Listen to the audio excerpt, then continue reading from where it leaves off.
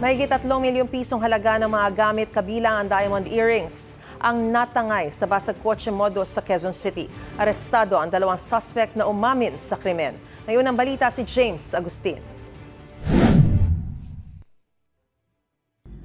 Nilapitan ng isang lalaki nakasuot ng helmet ang nakaparadang SUV at saka binasag ang salamin ng bintana nito.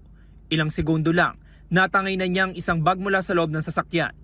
Laman ng baga mahigit 3.1 million pesos na halaga ng mamahaling gamit. Sunod na nahagip sa CCTV ang sospek na nakaangkas sa motorsiklo. Ang pagnanakaw nangyari sa parking lot ng isang funeral homes sa Barangay Paligsahan, Quezon City. Ayon sa pulisya, mayroong binisita na lamay ang biktima. Meron naman pong security guard doon sa area. So happen na bago sila umalis, nakita nila na basag na nga po yung salamin. At agad silang tumawag po sa hotline 122 at mabilis naman din pong responde ang ating patrollers doon sa area. Bumuo ng Special Investigation Team ang QCPD.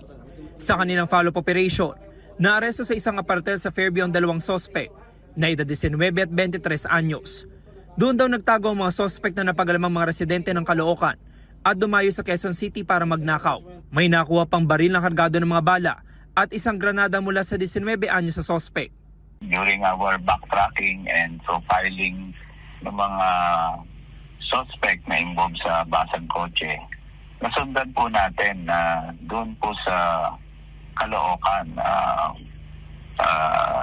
huling natin nakita, makikipag-coordinate tayo sa lahat ng district. Pina-forward natin to, baka may ganitong same suspect na nangyari rin po sa kanilang lugar.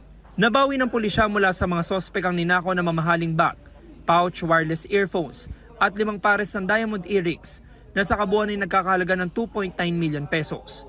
Ang iba pang alahas at isang mamahaling relo hindi na na-recover. Inimpound din ang ginamit nilang motorsiklo. Aminado ang mga sospek sa krimen. Dinala po ng kahirapan. Yung ibang items saan nyo dinala? Sinuli na po namin. May po ako ng pasensya sa may-ari po. Sana po mapatawa niyo po kami. Dalalan din po kami ng hirapan kung ba't po namin nagawa yun.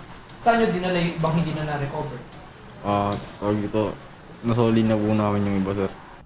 Wala namang pahayag ang 19 anyos sa sospek. Kaugnay sa nakuha sa kanyang baril at granada. Maharap ang 2 sa reklamong theft. Ang 19 anyos sa sospek may karagdagang reklamong illegal possession of explosives at paglabag sa Comprehensive Firearms and Ammunition Regulation Act. Ito ang unang balita. James Agustin para sa GMA Integrated News. Igan, mauna ka sa mga balita, mag-subscribe na sa GMA Integrated News sa YouTube para sa iba't ibang ulat sa ating bansa.